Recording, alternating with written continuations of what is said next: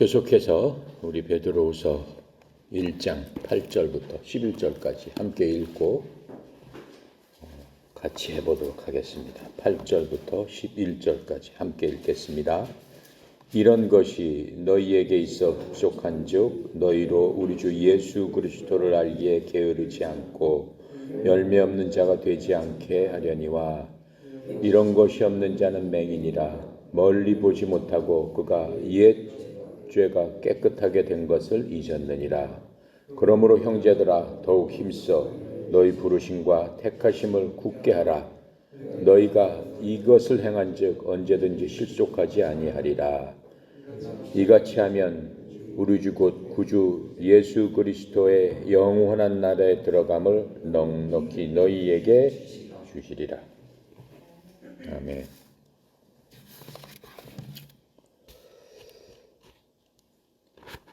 우리는 모두 믿는 사람들이죠. 믿는 사람들이 생각해 봐야 될 게 나는 정말 어느 정도로 성장했는가. 우리가 믿고 거듭난다고 하죠. 다시 태어난다고 하죠. 다시 태어나는 건 어떻게 태어나요? 아기처럼 태어난다고 그랬어요. 어린아이처럼 응애하면서 아이들이 응애하면서 태어나면은 잘 보지도 못하고 먹지도 못하고 부모님 말씀을 들을 수도 없고 그냥 본능적으로 배고프면 울고 뭔가가 불편하면 울고 그런 것들로 표시를 하게 됩니다. 그러니까 본인이 그냥 본능적인 생각밖에는 다른 것들은 할 수 없는 그러한 상태로 태어나게 됩니다. 우리가 하나님의 자녀로 태어나도 마찬가지입니다. 우리가 태어났을 적에 이제는 더 이상 육체적으로 태어난 게 아니죠. 우리는 이미 육체를 갖고 있습니다. 육체적인 나이는 이미 성장한 나이입니다. 그런데 예수님을 믿고 우리가 거듭났다고 하죠. 다시 태어났을 적에는 육체적으로 태어난 어린 아기처럼 영적으로 어린 아기 상태로 태어난다라고 말씀하고 계세요. 그래서 각자마다 사람들마다 자신이 영적으로 구원받고 거듭난 다시 태어난 그 시점을 본인들은 대충 알고 있습니다. 예수님을 내 구주로 믿는 그 순간 내 마음에 확신을 들고 내가 지금부터는 예수님 아니면은 나는 구원받을 수 없는 존재지, 예수님을 믿지 않으면은 나는 지옥 갈 수밖에 없는 존재지, 이렇게 믿는 순간이 바로 구원받은 순간이라고 생각하면 되겠습니다. 그때로부터 나는 어느 정도의 시간이 지났는데 나는 얼마만큼 성장했을까? 어린아이가 이빨이 나고 엄마 젖만 먹다가 이유식하고 나중에는 밥도 먹고 여러 가지 음식을 먹을 수 있는 그런 것처럼 나는 영적으로 얼마나 성장했을까를 알아보는 바로 그러한 귀절입니다.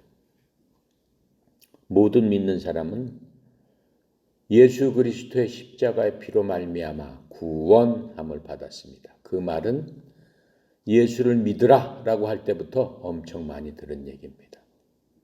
근데 그걸로 끝나는 게 아니에요. 우리는 태어나자마자 세 가지를 갖고 있는데 많은 그리스도인들이 예수 그리스도의 보혈의 피, 그것만 강조하기 때문에 나는 예수님의 피로 인해서 구원받은 사람입니다. 당연한 거죠. 맞는 말이죠. 하지만 십자가에 돌아가신 예수님께서는 자신의 피뿐만 아니라 무엇도 우리한테 주셨습니까? 자신의 몸도 주셨어요. 자신의 몸을 단번에 하나님께 드렸어요. 그래서 육신적인 생명이 이 땅에서는 더 이상 존재하지 않게 되는 그러한 자신의 몸을 희생제물로 우리한테 주었다라고 하는 겁니다. 그렇게 주는 순간 피로 인해서, 예수님의 피로 인해서 우리는 우리의 죄 씻음을 받았지만은 동시에 예수님께서 그 몸을 주심으로 말미암아 우리는 무엇을 받았어요? 우리는 거룩함을 얻었다라고 하고 있습니다. 그건 내 말이 아니고 히브리서 10장 10절에 있는 말입니다. 예수님께서 자신의 몸을 단번에 들이심으로 말미암아 우리는 거룩함을 얻었으니 이렇게 말씀하고 있습니다. 거룩함을 얻은 거예요. 예수 믿는 순간에 우리는 죄의 구속뿐만 아니라 우리는 거룩한 자가 됐다. 신분이 바뀌었다라고 하는 거예요. 예전에는 종이었어요. 거룩함은커녕 누구의 종? 하나님의 종이면 얼마나 좋겠습니까? 마귀의 종이었다라고 하는 거예요. 예수를 믿음으로 말미암아 예수님께서 자신의 피와 몸을 단번에 아버지께 드리고 우리로 하여금 죄의 종에서 해방돼서 구원하게 하시고 또 우리를 거룩하게 하나님과 동일한 그러한 거룩한 자가 될 수 있도록 해주셨다라고 하는 겁니다. 그리고 우리는 그리스도의 영을 선물로 받았다라고 했어요. 그게 바로 성령, 하나님의 영, 그리스도 영 같은 얘기입니다. 다 똑같은 말입니다. 그 영을 받음으로 말미암아 새로운 생명을 얻게 되는 겁니다. 우리가 생명이 있게 되면은 거룩함과 또 피뿐만 아니고 생명체가 있어야 되는데 바로 그 생명체는 우리 속에 있는 하나님께서 주신 하나님의 영이 우리의 생명체입니다. 이러한 거듭난 사람, 여러분과 나는 하나님께서 무슨 사람이라고 그래요? 더 이상 육신에 속한 사람이 아니요 하나님은 영이시니까 우리도 영의 사람이다. 이렇게 말씀하고 계시는 겁니다. 그래서 우리는 어떠한 성장을 해야 되느냐? 성경에서는 에베소서 4장 13절에 그리스도의 장성한 분량까지 자라나야만 한다라고 말씀하고 계세요. 영으로서 응애하고 태어났는데 우리가 자라날 수 있는 그 최고점 그리스도의 분량까지 예수님처럼 자라나야 된다라고 하는 겁니다. 그래서 오늘 읽은 8절, 9절, 10절이 영적 성장의 증거를 베드로가 세 가지를 들어서 너희들은 그렇게 자라나야 된다라고 하는 거예요. 그래서 그런 걸 보면서 과연 나는 어느 정도 자라나나를 여러분이나 나나 생각하는 그러한 시간이 되겠습니다. 8절에는 풍성한 열매를 맺어야 된다라고 했어요. 그리스도의 분량까지 자라나기 위해서는 일단 풍성한 열매를 맺어야 되고 두 번째 9절에서는 넓게 바라보는 멀리 바라보는 그러한 시각이 있어야 된다. 그것을 비전이라고 하죠.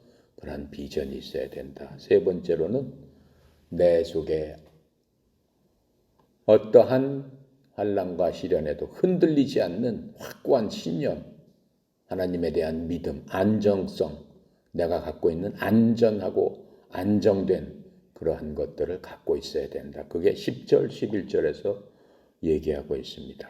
8절부터 살펴보도록 하겠습니다. 이런 것이 너희에게 있어 흡족한 즉 너희로 우리 주 예수 그리스도를 알기에 게으르지 않고 열매 없는 자가 되지 않게 하려니와. 말이 좀 복잡해요. 이렇게 어려운 얘기가 아닌데 말이 좀 복잡하게 써 있어요. 쉽게 얘기하면 이거예요. 이것들이 너희 안에 있어 풍성하면 7절까지 얘기한 거죠. 믿음의 덕을. 그렇죠? 덕의 지식을. 그렇죠? 지식의 뭐라고 그랬어요? 믿음의 덕을. 덕의 지식을. 지식의 절제를. 절제의 인내를. 인내의 경건을. 경건의 형제 사랑을. 사랑의 그 다음에 형제 우애의 사랑을 더하라 라고 얘기했습니다. 이러한 덕목, 이것들이 너희 안에 풍성하면, 우리 안에 풍성하게 되면은 이러한 것들이 너희가 우리 주 예수 그리스도를 아는 것에서 빈약하거나 열매를 맺지 못하는 자가 되지 아니하게 하려 하느니라. 그런 것들을 통해서 우리는 많은 열매를 얻게 될 뿐만 아니고 예수님도 알 수 있는 지식으로 충만하게 된다라고 얘기하는 거예요. 그래서 성장하는 자는 앞에서 말한 7가지 그러한 덕목이 그 안에 하나님께서 하나님의 성품으로 주셨기 때문에 그 덕목이 우리 속에서 키워나가면서 자연적으로 열매를 맺게 되는 것이다 라고 얘기하는 거예요. 그래서 우리 스스로 여러분이나 나나 곰곰이 생각해 봐야 되는 거예요. 예수님을 믿고 얼마가 지났는데 난 얼마나 많은 하나님의 성품으로 얼마나 많은 열매를 그동안 맺었던가 생각을 해봐야 되는 겁니다. 우리가 예수님처럼 이렇게 더욱더 한 걸음 한 걸음 예수님을 닮게 되면은 성령님께서 우리들을 뭘로 사용하시는 거예요? 그리스도의 증인과 또 하나님께서 맡기신 일을 위한 그 사역자로서 일꾼으로서 하나님의 종으로서 많이 사용하시게 된다라고 하는 겁니다. 성장하지 못하는 신자들은 물론 열매를 맺지 못하는 거죠. 예수 그리스도에 대한 그러한 지식이 적기 때문에 자신의 삶 속에서 열매를 맺고자 하지만은 실제적으로 아무런 것도 이룰 수 없는 겁니다. 우리가 그리스도의 장성한 분량까지 담기 위해서는 그리스도처럼 생각하고 행동해야 되는 거예요. 그래서 이런 말 있죠. 그리스도를 본받아 이러한 책도 있고 예수님은 어떻게 하셨을까라고 하는 책도 있습니다. 우리 써 있었죠. 예수님이라면 어떻게 하셨을까? 바로 그리스도를 닮기 위한 우리의 삶 속에서 노력이 바로 그겁니다. 매 순간순간마다 내가 결정해야 될 그런 순간마다 예수님이라면 어떻게 하셨을까라고 스스로를 반문해 보면서 내 속에 계시는 성령님께서 예수님이라면 이렇게 하셨을 것이다 라고 우리에게 말씀해 주실 적에 우리는 기꺼이 그 길을 선택해야 된다라고 하는 겁니다. 그래서 여기에 보면 그리스도를 아는 것에서 게으르거나 라고 썼는데 게으르다는 말은 그리스도를 아는 것에서 빈약하다라고 하는 거예요. 아주 그냥 예수님 십자가에서 돌아가시고 우리를 위해서 피 흘려서 구원해 주신 분이지 그 정도로 아는 것은 굉장히 빈약한 거죠. 이러한 그 빈약한다라는 말은 효율적이지 못하다라는 얘기입니다.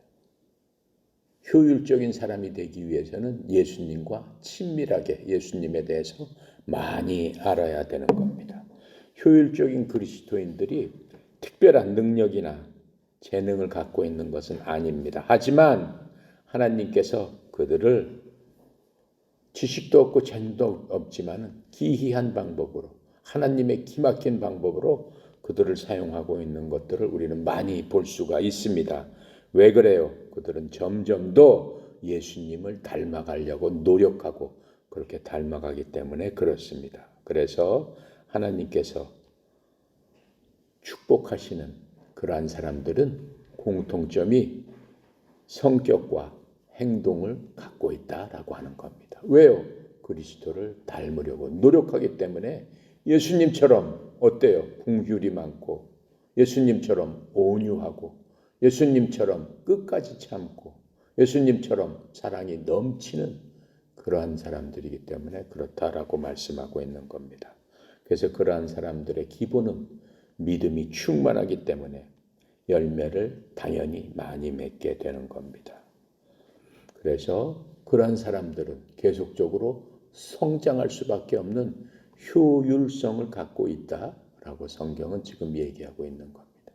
그래서 여러분이나 나나 얼마나 많이 그동안 열매를 맺었나 생각해 볼 수 있는 귀한 하나님의 말씀입니다. 그래서 이렇게 아름다운 이러한 특성이 우리 안에 이미 하나님께서 주셨기 때문에 그 아름다운 특성이 바로 하나님의 본성, divine nature, 하나님의 성품, 바로 그것이 여러분이나 우리 속에 예수님을 믿을 때 바로 내재하고 있다. 그 특성은 주님께서 우리한테 은혜로 선물로 받을 자격이 없지만 우리에게 주신 하나님의 사랑이라고 말씀하고 있는 겁니다. 자, 9절로 가봅니다. 이런 것이 없는 자는 맹인이라 멀리 보지 못하고 그의 옛죄가 깨끗하게 된 것도 잊었느니라. 멀리 보지 못한다라고 지금 얘기하고 있어요. 구제에서 베드로가 얘기하는 두 번째, 그렇죠? 풍성한 열매, 두 번째로는 비전, 멀리 보는 것. 과연 우리는 멀리 보고 있는가 생각을 해야 됩니다. 그래서 이런 것들이 없는 자는 눈먼 자요, 멀리 볼 수 없는 자며 자기가 옛 죄들에서 깨끗하게 된 것도 다 잊어버린 자다라고 지금 말씀하고 있는 겁니다. 구속받지 못한 사람들은, 즉 구원받지 못한 사람은 사탄의 종입니다. 사탄이 자기 종의 마음을 소경으로 만들어서 어둠 속을 헤매게 하고 있습니다. 고린도후서 4장 3절부터 4절까지 이렇게 말씀하고 계세요. 한번 찾아보겠습니다.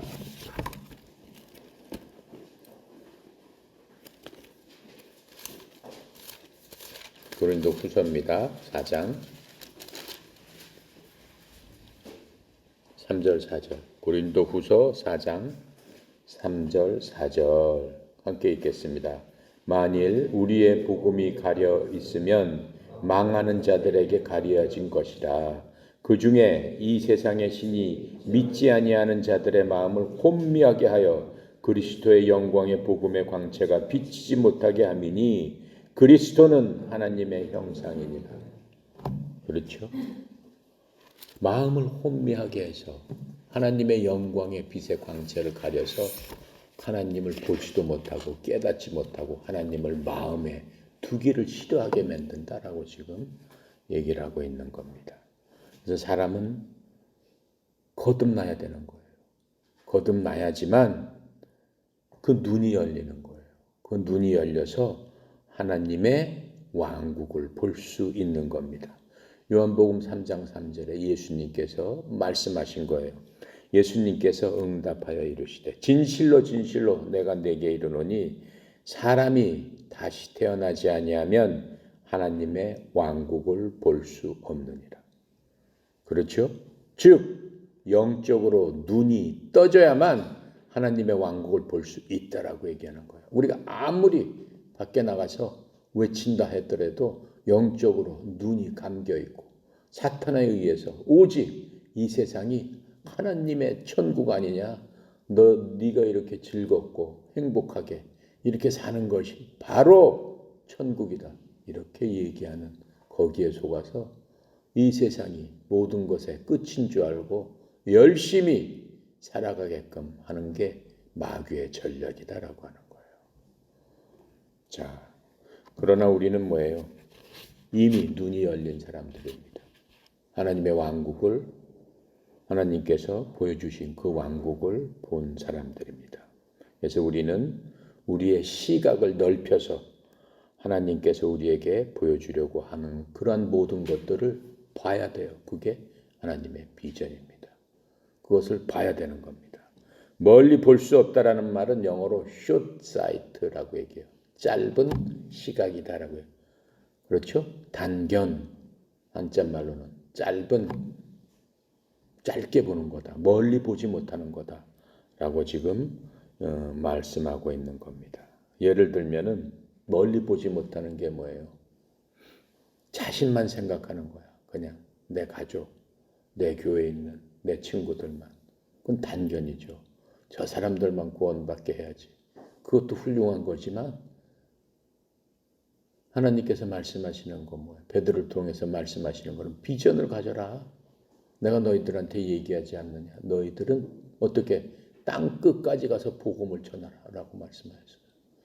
예수님께서 십자가에서 돌아가신 후 부활하시고 50일 지난 후에, 오순절 후에 성령을 선물로 주리라 라고 했을 적에 처음 교회가 시작됐어요. 처음 교회가 시작됐는데 그때 교인들이 몇 명이 모였어요. 120명이 모였습니다. 예루살렘에 모여서 주님께서 주시는 그 성령 하나님의 영을 받기 위해서 모여서 찬송하면서 함께 기도하고 있었어요. 그 120명이 처음 교회를 만든 거예요. 그때 그 120명은 어떤 사람들이에요? 공부를 많이 한 사람들이에요? 식견이 높은 사람들? 전혀 아니올시다예요. 예수님 따르던 제자들은 어떤 사람이세요? 평범한 사람도 아니었어요. 그것보다 더 세상 눈으로 봤을 적에는 갈릴리라는 그러한 좋은 구석에 주로 살면서 그냥 배움도 없고 사회적으로 지식도 없고 어떠한 것도 없는 그러한 가난한 사람들이 모여서 예수님의 제자가 됐어요. 그 120명 그 사람들은 다 그런 사람들이었어요. 그런 사람들이 모여서 교회를 이뤘습니다. 근데 주님께서 뭐라고 얘기해요? 그 120명한테. 너희들이 가서 어떻게? 복음을 전하는데 어디까지 가서? 땅 끝까지 가서 전해라. 말이나 되는 얘기입니까 그게? 뭘 안다고? 지식도 없고 재물도 없고 학식도 없고 배경도 없고 명예도 없고 아무것도 없는 사람들한테 복음을 가서 땅 끝까지 전해라. 말이 안 되는 얘기죠. 말이 안 되는 얘기예요. 그렇죠? 말이 안 되는 얘기. 그런데 하나님께서는 그 사람들을 사용하셨습니다. 그들이 성령을 받고 하나님의 말씀에 순종하면서 목숨 걸고 순종하면서 나갔을 적에 예루살렘 교회가 생기고 30년 후쯤 전 세계에 흩어진 그 사람들을 통해서 얼마나 많은 사람들이 복음을 받아들였을까요? 30년 동안. 지금으로 따지면 약 10만 명의 이방인들이 복음을 통해서 예수님을 구주로 받아들였습니다. 그게 멀리 볼 수 있는 그러한 그 마음을 갖고 하나님께서 열매를 맺혀라 라고 말씀하시는 겁니다. 그래서 주님께서는 우리에게 이렇게 말씀하고 계세요. 요한복음 4장 35절에 보면 너희가 말하기를 아직 넉 달이 남아있고 그 뒤에 수확할 때가 이른다 하지 아니하느냐. 보라 내가 너희에게 이르니 너희 눈을 들어 밭들을 보라. 그것들이 이미 희게 되어 수확하게 되었도다. 단견으로 보지 말고 눈을 들어봐라. 그렇죠? 눈을 들어봐라. 우리는 어떻게 해야 되겠어요? 우리는 우리 안에 있는 이 사람들만 볼 게 아니고 하나님께서 원하시는 거는 눈을 들어서 네 주위에 모르는 사람들, 길 앞에서 모르는 사람들 어떻게 해? 전도해라. 아유, 전도할 수 있을까? 창피해서 어떻게 하지? 그런 거를 생각하면 어때요? 아직 갓난아기다라고 하는 거예요. 성숙하지 못했다라고 하는 거예요. 그래서 우리도 이 말씀대로 해야 될 것 같습니다. 그렇죠? 할 수 있겠죠? 한번 해봅시다. 자,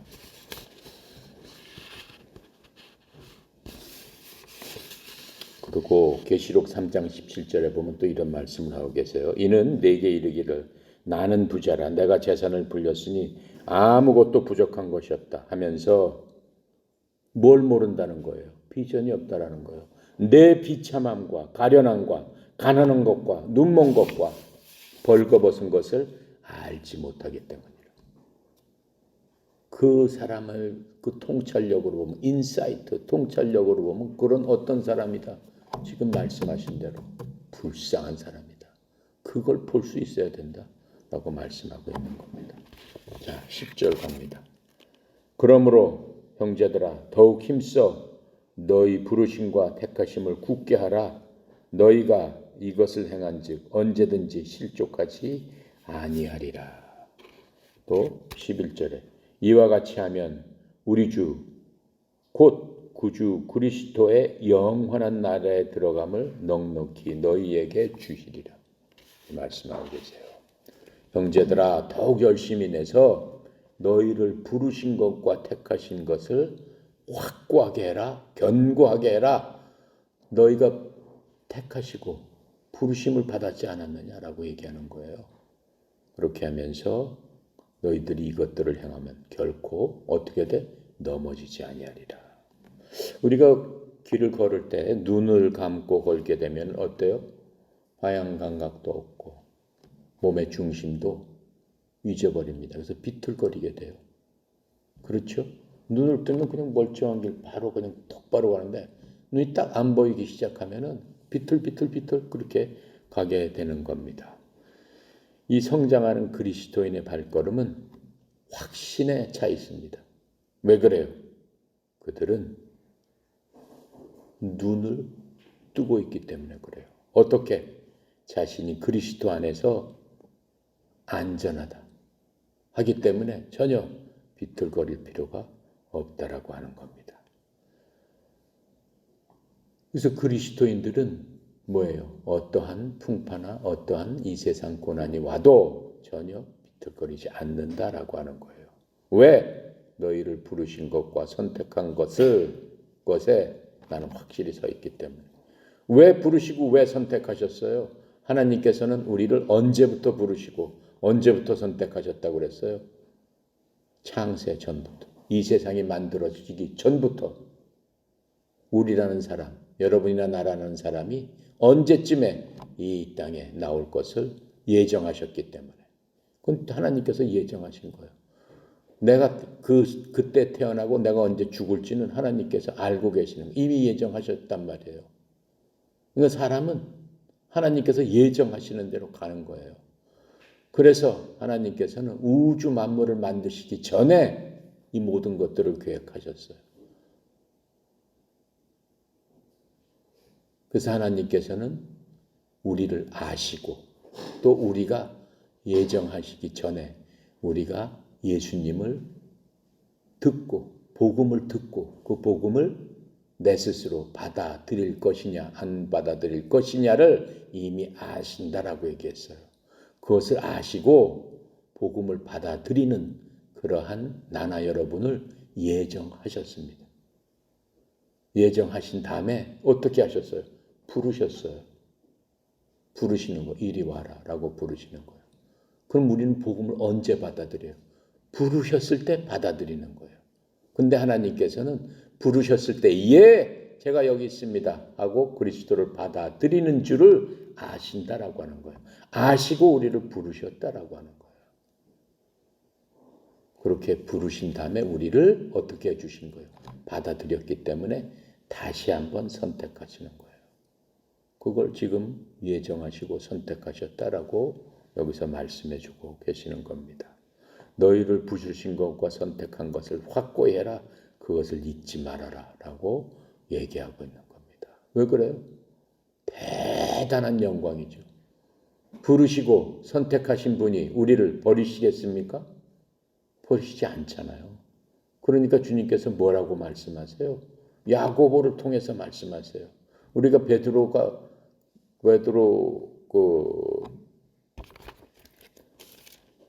전서 전에 뭐가 있냐면 야고보서가 있어요. 그 야고보가 이렇게 얘기하고 있어요. 베드로의 이러한 대답을 야고보가 이렇게 얘기하고 있어요. 내가 여러 가지 시험을 만나거든 온전히 기쁘게 여겨라. 왜 그래? 너는 부르시고 선택된 자이기 때문에. 온전히 어떻게 여겨? 기쁘게 여기래요. 왜? 이유가 있다. 그것은 믿음의 시련이 인내를 만들어내기 때문이다. 이렇게 말하고 있어요. 그 고난이 너희한테는 믿음의 단련이다. 이렇게 얘기를 하고 있어요. 고난을 받을 때 그것을 기쁘게 여겨야 되는데 하나님께서 나를 불러다가 트레이닝 시키는구나. 개인 교습을 시키는구나. PT를 시키시는구나. 이렇게 여길 적에 기쁘지 않아요? 그래요, 안 그래요? 여러분들도 코치가 야, 너만 따로 와서 일로 와서 훈련하자. 훈련하는 것 자체는 힘들어요, 안 힘들어요? 힘들죠. 남들 쉬고 있는데 훈련하라니까 힘들죠. 하지만 개인적으로는 얼마나 기쁜 일이에요. 그걸 믿음의 시련이라고 여기서 얘기하고 있는 거예요. 믿음의 시련이 너를 단련하게 하기 때문에. 왜 단련하는 이유가 너로 구비하여 온전히 완전하게 하려 합니다. 너를 완전하게 해서 메달을 따게 하려고 합니다. 라고 지금 얘기하고 있는 거예요. 그렇게 하면서 네가 힘들고 어려워? 그게 힘들고 어려워? 그래, 힘들고 어렵지. 그럴 적에는 어떻게 해라? 아버지께 지혜를 구해라. 제가 훈련하면서 너무 육체적으로 힘들고 어렵고 정신적으로 고단합니다. PT 자체는 좋지만 내가 그냥 여러 가지로 너무 힘듭니다. 그럴 적에는 지혜를 구해라. 아버지께서 힘을 낼 수 있는 방법을 주실 것이다. 그러면서 아버지께서 뭐라고 말씀하세요? 나한테 지혜를 구해라. 그럼 내가 넉넉하게 충분히 주고 내가 너를 꾸짖지 않는다. 그것도 못 참아? 그것도 못해? 너 바보 아니야? 그런 소리 안 하신다라고 하는 거예요. 오히려 격려해 주시고 오히려 너한테 용기를 주시고 오히려 그럴 적에는 어떻게 대처해야 된다라고 하면서 충분히 그 방법을 알려주시리라 라고 말씀하셨어요. 그런데 네가 이런 거 모든 것을 받기 위해서는 단 한 가지 조건이 있다. 믿음으로 구하고 전혀 의심하지 말아라. 믿음으로 구해야 된다. 왜 그래요?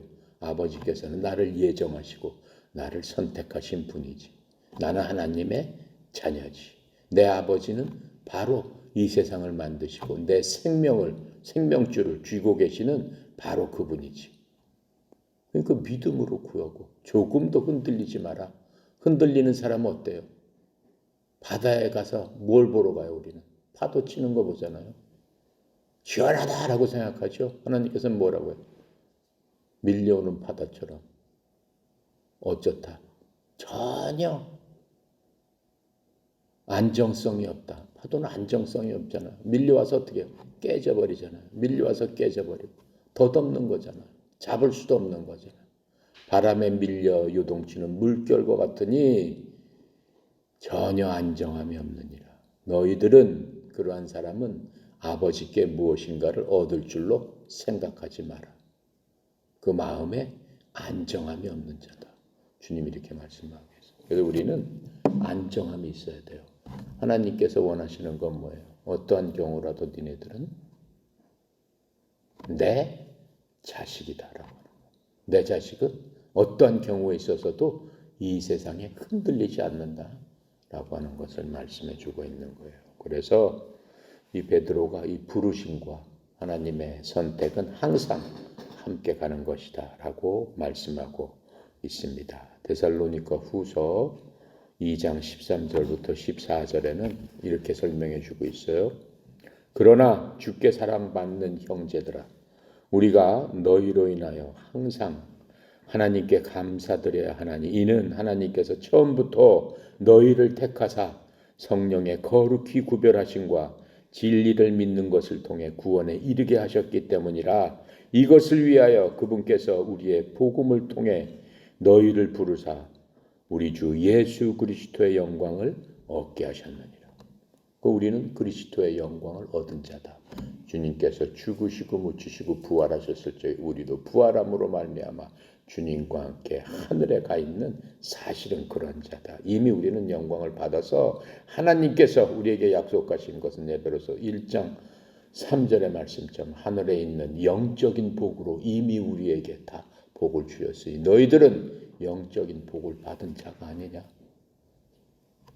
이렇게 말씀하고 있는 겁니다. 그래서 우리들은 구원받지 못한 사람들에게 뭐예요? 선택받았음을 얘기하는 게 아닙니다. 우리는 복음을 그들에게 전해주고 있는 겁니다. 선택을 하고 하는 문제는 아버지께서 복음을 통해서 그들에게 하시는 거예요. 우리는 단지 복음을 그들에게 전할 뿐입니다. 자, 하나님의 선택이 우리는 선택받은 자야, 하나님의 자녀야. 그렇다고 해서 게으르면 안 된다라고 하는 거예요. 우리는 그런 자일수록 더욱더 열심을 내고 부지런하게 하나님의 말씀을 순종하고 이 땅에서 하나님의 일을 하려고 생명을 주시는 한은 열심히 노력을 해야 되는 거예요. 천국에 가면 그렇게 할 필요 없어요. 왜 그래?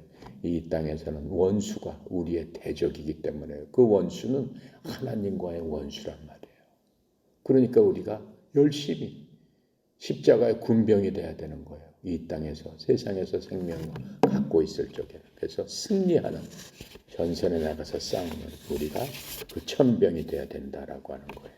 자, 11절 같은 거죠. 이렇게 우리 주 구원자 예수 그리스도의 영존하는 왕국에 들어감을 주께서 너희에게 풍성히 베풀어 주시겠다라고 얘기하고 있어요. 결론적으로 얘기하면은 우리는 성장해가는 그리스도인입니다. 여러분이나 나나 하나님의 본성, 하나님의 특성을 갖고 하나님께서 주신 그러한 덕, 지식, 절제, 그 모든 것들을 갖고 7가지의 특성을 갖고 그런 모든 것들을 즐길 수가 있어야 돼요. 그게 나의 족쇄, 올무가 아니고 나의 특권이고 나의 자랑거리고 내가 즐길 수 있는 그러한 성품인 거죠. 그래서 그것을 갖고 이 하나님께서 주시는 풍성한 열매, 또 그러한 모든 것들을 통해서 열매를 우리가 맺고 또 넓은 멀리 볼 수 있는 비전을 갖고 또 주께서 우리를 안전하게 지키신다라고 하는 그런 안전에 대한 확신을 갖고 이 그리스도인의 삶을 우리는 믿음에서 시작을 했습니다. 하지만 이제는 영적인 성장을 이루어서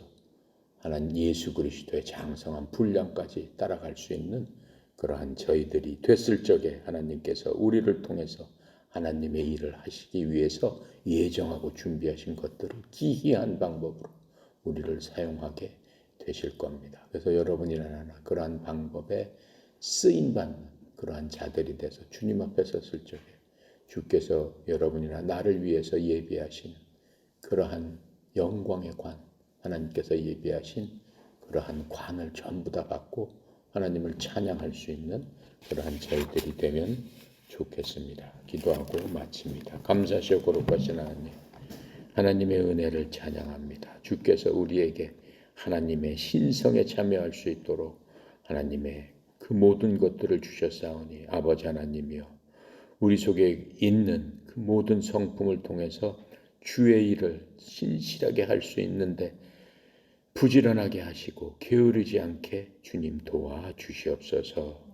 아버지, 오늘 이 베드로 서신을 통해서 우리에게 주신 말씀이 우리의 생명이 되게 하여 주셔서 하나님의 영광에 참여할 수 있는 그러한 축복의 길을 담대하게 걸어갈 수 있는 믿음 위에 주신 그 모든 것들을 더해서 풍성한 열매를 맺고 하나님께서 바라보는 그것들을 저희들도 같이 바라볼 수 있도록 영혼의 눈을, 영혼의 비전을 허락하여 주시옵시고 또 주님께서 끝까지 우리를 선택하시고 또 우리를 지켜주심으로 말미암아 이 세상에서 오직 주만을 찬송할 수 있는 그 모든 것들을 허락하신 주님 앞에 겸손히 엎드릴 수 있는 저희들 다 되도록 저희의 삶을 믿음으로 충만케 하시고 성령으로 충만해서 장성한 그리스도의 분량까지 자라가는 저희들 되게 축복하여 주시옵소서. 전국에 터져 있는 주의 종들을 기억하시고 삶 가운데서 주님 피곤할 때마다 만나 주셔서 하나님께서 약속하신 그 말씀을 통해서 새 힘을 얻고 독수리처럼 주님의 보좌를 향해서 날아가는 그러한 주의 종들 다 되게 하여 주시옵소서. 특별히 송영희 사장님 하나님 축복하여 주셔서 이 협회를 통해서 많은 사람들을 주님께 인도하고 또 이 협회를 통해서 말세 방주 역할을 할 수 있도록 주의 종에게 영육간의 강건함과 영적으로 충만함으로 채워 주시옵소서. 모든 것 주께 의탁드립니다. 감사드리며 예수 그리스도 이름으로 기도드렸나이다. 아멘.